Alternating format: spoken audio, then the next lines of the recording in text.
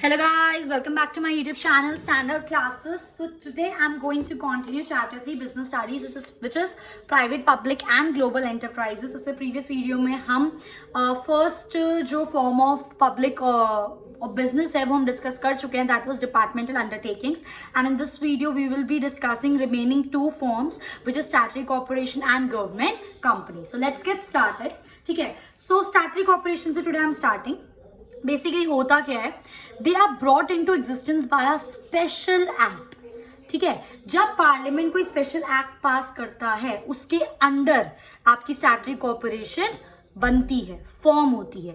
That's why it is written here that they are brought into existence by a special act of the parliament. जब तक parliament कोई special act regarding a particular statutory corporation pass नहीं करेगा तब तक आपकी statutory corporation which is a government body form नहीं हो सकती. ठीक है, क्लियर. नेक्स्ट, अब जिस एक्ट के अंदर ये पास हो रहा है वही एक्ट डिफाइन करेगा कि इसका रोल क्या है, इसकी पावर क्या है, इसके फंक्शंस क्या है. क्लियर.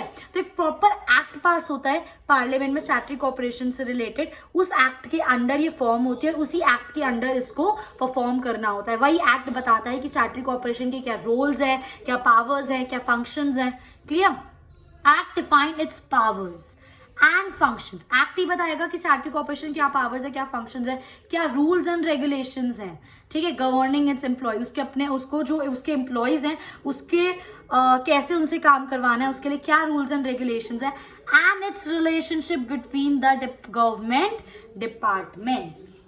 ठीक है, वही एक्ट, ये सारी चीजें एक्ट बता रहे हैं कि उसकी पावर क्या है, उसके फंक्शंस क्या है, क्या रूल्स एंड रेगुलेशंस है जो उस स्टैट्यूटरी कॉर्पोरेशन के लोगों को फॉलो करने हैं. और यही एक्ट डिफाइन कर रहा है कि एक स्टैट्यूटरी कॉर्पोरेशन का डिपार्टमेंट, गवर्नमेंट के डिफरेंट डिपार्टमेंट्स के साथ क्या रिलेशन है.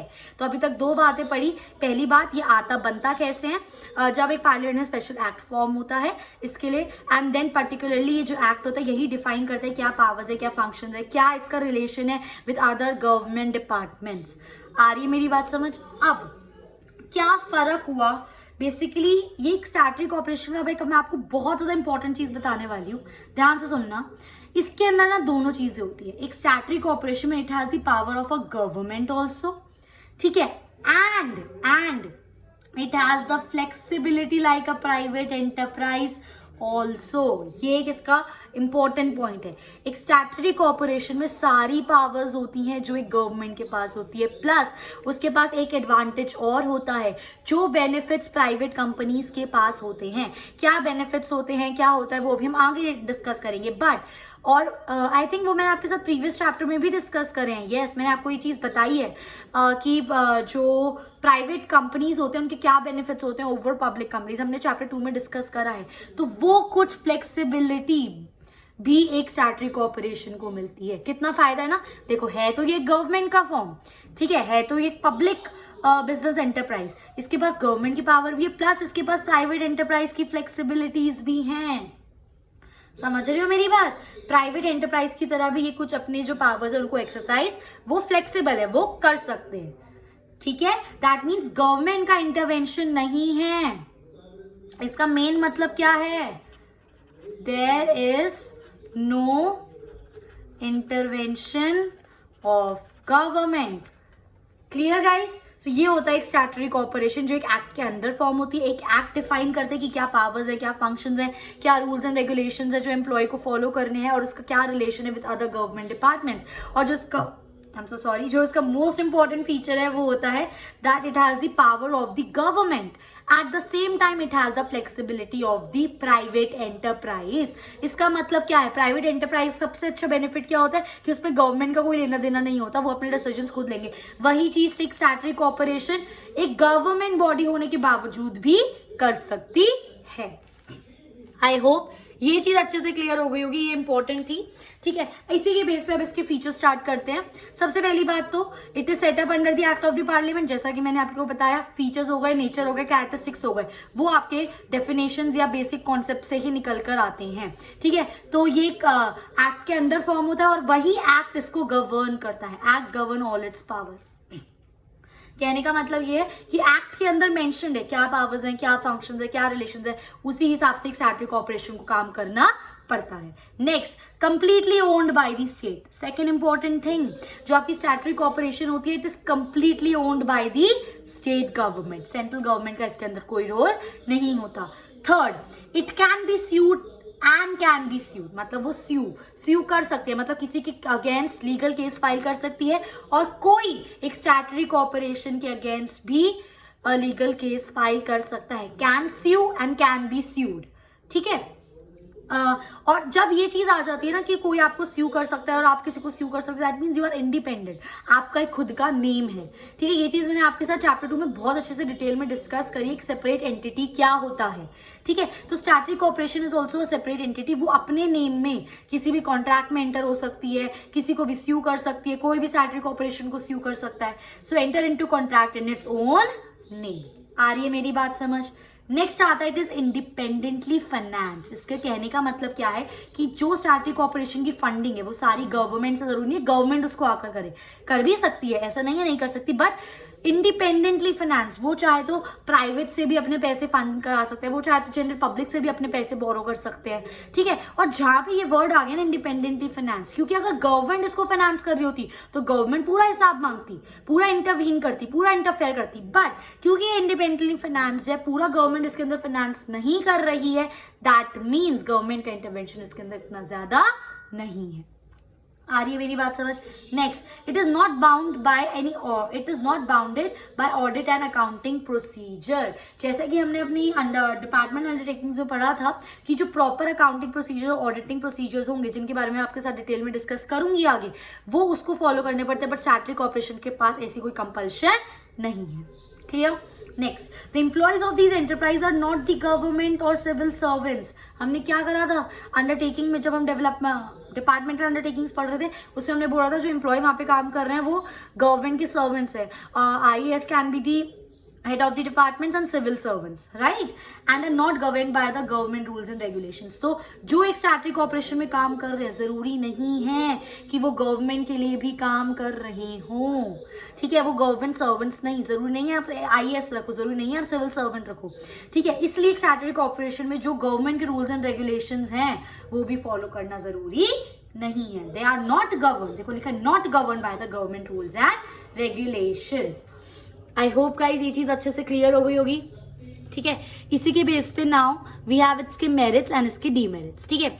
मेरिट्स क्या होते हैं, मतलब फायदे, they are independent functioning. Government का कोई लेना देना नहीं है, जैसा जो इनका मन करता है, जो इनको डिसीजन लेना है ये वो करते हैं, they are free from the government के कंट्रोल, दैट्स वाई इसका एक मेरिट है। Next, government do not interfere in the financial matter. क्यों नहीं कर रही? क्योंकि इट इज इंडिपेंडेंटली फाइनेंस्ड। जरूरी नहीं है उसने गवर्नमेंट से पैसा उठाया हो, ठीक है, इसलिए उस गवर्नमेंट उनके फाइनेंशियल मैटर में भी इंटरफेयर नहीं करती। They frame their own policies and procedures. वो अपने खुद की पॉलिसीज एंड प्रोसीजर्स फॉर्म कर सकते हैं, पर एक्ट के लिमिट में, ठीक है। एक्ट जितने उनको फ्रीडम प्रोवाइड कर रहा है उसके अंदर वो अपने खुद के पॉलिसीज और जो प्रोसीजर्स है फॉर्म कर सकते हैं, ठीक है।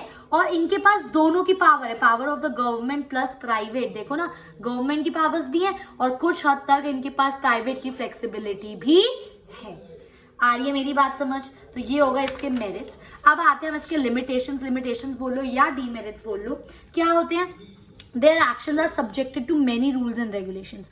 जो भी वो एक्शन ले रहे हैं, जो भी कोई डिसीजन ले रहे हैं, उनको काफी ज्यादा रूल्स एंड रेगुलेशंस के अंडर वो लेना पड़ता है, क्योंकि वो एक एक्ट के अंदर फॉर्म्ड हुई है ना, और एक्ट ही डिफाइन कर रहे हैं, तो एक्ट के बाहर जाके वो कुछ नहीं कर सकते, वो इलीगल हो जाएगा। तो जो भी वो एक्शन लेंगे उनको काफी सारे रूल्स और रेगुलेशंस को मद्देनजर में रखते हुए लेना होता है, दैट्स वाई इसका एक लिमिटेशन है, ठीक है। Government involvement is there where huge funds are involve. जहां पर आपकी एक स्टैट्यूटरी कॉर्पोरेशन ने बहुत सारा पैसा गवर्नमेंट से ले लिया हो या फिर बहुत सारा पैसा कहीं बाहर से भी लिया हो, तो भाई गवर्नमेंट तहकीकात, गवर्नमेंट सुपरवाइज कर सकती है। Government can keep a check on the statutory corporation कि भाई इतने फंड्स का कर क्या रहे हैं, तो वहां पे थोड़ा सा गवर्नमेंट का इन्वॉल्वमेंट हो सकता है। अब देखो यार, करप्शन तो आएगी, corruption exist in public dealing. जब भी कोई स्टैट्यूटरी कॉर्पोरेशन, क्योंकि गवर्नमेंट बॉडी है, लोगों के भलाई के लिए बनाई गई है, तो करप्शन तो होता ही है, क्योंकि लोग देश से पहले अपने बारे में सोचते हैं, समझ रहे हो, तो करप्शन होता है। Again it is a limitation. Government appoints, जैसा कि मैंने अभी आपको यहाँ पे एक पॉइंट बताया था कि it is not bound to audit and accounting procedure. जो एक ऑडिट अकाउंटिंग गवर्नमेंट का लीगल प्रोसीजर है वो इसको बाउंड, मतलब इसके लिए कंपल्सरी नहीं है फॉलो करना, बट गवर्नमेंट क्या करता है, अपॉइंट कर देता है एक एडवाइजर, ठीक है। गवर्नमेंट एक एडवाइजर अपॉइंट कर देता है स्टैट्यूटरी कॉर्पोरेशन के लिए 2 कॉर्पोरेशन बोर्ड्स, ठीक है। एडवाइजरी मतलब कॉर्पोरेशन बोर्ड का एडवाइजरी अपॉइंट कर देता है, ठीक है। अब जब गवर्नमेंट ने वो एडवाइजरी अपॉइंट कर दिया, मतलब एडवाइस लेना, उससे चीजें डिस्कस करना, तभी आपकी आगे एक स्टैट्यूटरी कॉर्पोरेशन में आपकी प्रोसीडिंग्स हो सकती है। तो एक तरीके से फ्रीडम चली जाती है, एक तरीके से स्टैट्यूटरी कॉर्पोरेशन की फ्रीडम चली जाती है, ठीक है। तो again it is a limitation. I hope guys ये चीज क्लियर हो गई होगी। This was all about statutory corporation. Now I am going to start with government company which is the third form of public enterprises. Clear? Government companies क्या होती है? Government companies are always established under the government act, that is under the companies act, not government act, under the companies act 2013, ठीक है। जो भी आपकी government company भी establish होंगी वो अंडर कंपनीज एक्ट 2013 में ही फॉर्म होंगी, और जो भी एक्ट के अंदर रूल्स एंड रेगुलेशंस लिखे हैं वो एक कंपनी को फॉलो करने पड़ेंगे, फिर चाहे वो प्राइवेट कंपनी हो, फिर चाहे वो पब्लिक कंपनी हो, ठीक है। तो it is govern by this act only. यही एक्ट बताएगा कि क्या आपके रूल्स हैं, क्या रेगुलेशंस हैं, क्या आपकी पावर्स हैं, क्या आपके रिलेशंस हैं। Clear? So government company is also establish under companies act 2013 and यही एक्ट डिफाइन करता है इस कंपनी को। क्लियर? दे आर प्योरली, वो क्यों बनाई गई है? बिजनेस पर्पस के लिए। प्योरली उनका मेन मोटिव है बिजनेस पर्पस, ठीक है। They are purely formed with the aim to compete with the private sector. उनका मेन एम बिजनेस करना और प्राइवेट सेक्टर के साथ compete करना होता है। अब कोई भी एक कंपनी है, ध्यान से समझना मैं क्या एक इंपॉर्टेंट बात बोलने वाली हूँ। कोई भी कंपनी हो, ठीक है, उस कंपनी में जब 51% शेयर्स, 51 मतलब 100% होते हैं, उसमें से 51 मतलब मेजॉरिटी शेयर्स अगर पब्लिक कंपनी के पास हैं, तब वो क्या मानी जाएगी? एक गवर्नमेंट कंपनी। और अगर आपके क्या बोलते हैं उसको 51 से कम हुए तो वो आपकी पब्लिक कंपनी, गवर्नमेंट कंपनी नहीं मानी जाएगी। Clear? So according to companies act 2013, government company वही कंपनी है which hold not less than 51% से कम। 50-50 पे भी नहीं मानी जाएगी, 50-50 पे भी वो प्राइवेट कंपनी ही होगी। जैसे ही उसने 51% ले लिया, तब वो एक प्राइवेट कंपनी से क्या बन जाएगी?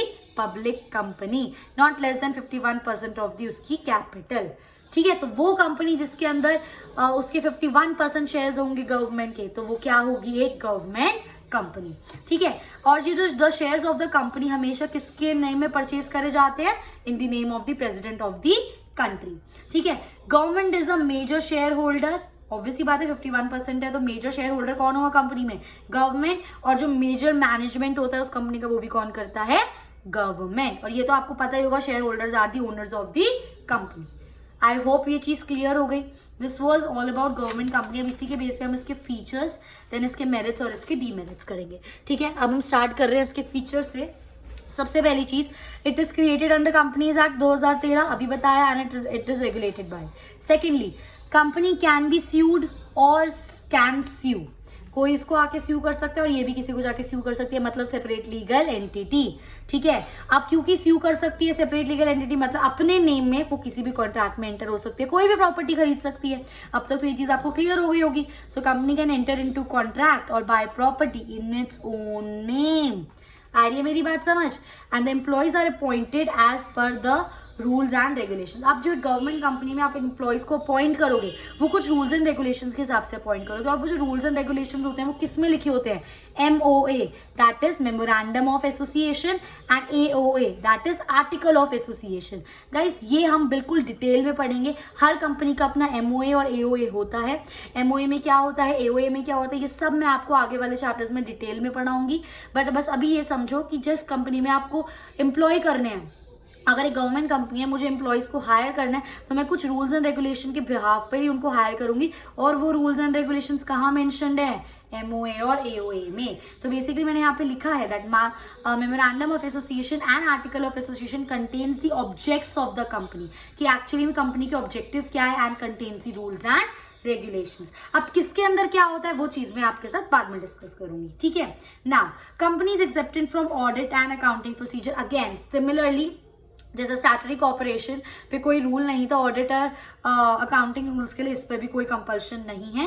पर इसके अंदर कंपनी ऑडिटर तो हमको चाहिए. Auditor is always appointed by कौन? Central government. ऑडिटर कौन होता है गाइस? ऑडिटर इज बेसिकली जो आपके स्टेटमेंट्स होते हैं, बैलेंस शीट्स होते हैं, ट्रायल बैलेंसेस होते हैं, इन सबको वेरीफाई करता है, उसको हम बोलते हैं ऑडिटर. जो एक कंपनी का अकाउंट्स को चेक करता है कि उन्होंने अपने अकाउंट्स का मैनिपुलेट तो नहीं करा, इन लोगों ने अपने अकाउंट्स को फ्रॉड तो नहीं दिखाया, गलत तो नहीं दिखाया. तो उन अकाउंट्स को चेक करने वाले बंदे को हम क्या बोलते हैं? ऑडिटर. और एक कंपनी में ऑडिटर तो होना ही चाहिए, वरना अकाउंट्स कौन चेक करेगा? और ऑडिटर नहीं होगा तो कोई आपकी कंपनी पे विश्वास ही नहीं करेगा. ठीक है.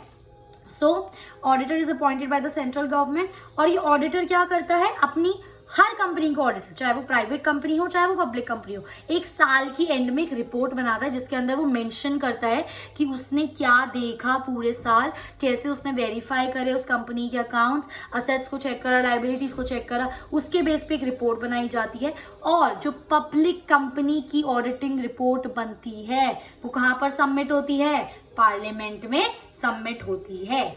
आई मेरी बात समझ? ठीक है.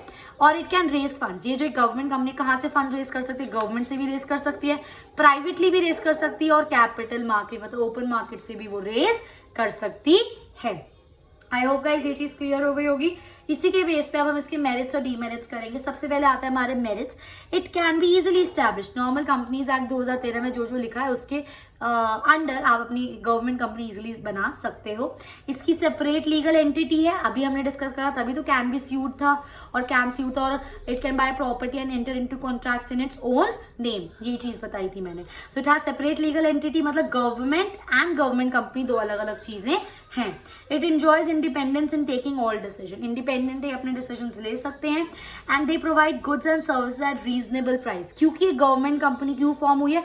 लोगों की भलाई के लिए, जनता की भलाई के लिए. तो ये गुड्स एंड सर्विसेज प्रोवाइड करते हैं लोगों को एट अफोर्डेबल प्राइसेस, जिसकी वजह से मार्केट में कंपटीशन कट हो जाता है. And have the control on unhealthy business. आई मेरी बात समझ? इसी के बेस पे वी हैव इट्स के डीमेरिट्स. आज government is only share holder in some companies companies act is unrelevant. कहने का मतलब क्या है? मैंने आपको क्या बोला, एक गवर्नमेंट कंपनी तब होगी जब उसके 51% शेयर होल्डर्स होंगे. इससे भी हो सकता है इससे ज्यादा शेयर उसने होल्ड कर रखे हो कंपनी है. तो जहाँ पे government is only a share holder, मतलब जिसमें उस कंपनी जिसके सारे शेयर्स ही गवर्नमेंट के हैं, ठीक है, तो उसमें जो भी कंपनीज एक्ट के रूल्स होते हैं ना, जो भी कंपनीज एक्ट 2013 के रूल्स है वो अनरेलेवेंट बन जाते हैं. क्योंकि जो उसके कंपनीज एक्ट के रूल्स है वो प्राइवेट पब्लिक दोनों के लिए बनाए गए हैं. ठीक है, प्राइवेट के लिए ज्यादा वो चीज बनाए गए हैं, बट जब आपकी पूरी गवर्नमेंट, सारे शेयर्स ही आपकी गवर्नमेंट के पास है, तो कंपनी के रूल्स वहां पे थोड़े थोड़े अनरेलेवेंट हो जाते हैं. तो ये इसका डीमेरिट है. ठीक है. नेक्स्ट आता है it awaits the constitutional responsibility. जो एक कंपनी की, गवर्नमेंट कंपनी की कॉन्स्टिट्यूशनल रिस्पॉन्सिबिलिटी होती है, ये उसको अवेयर, उसको ढंग से फॉलो नहीं करते.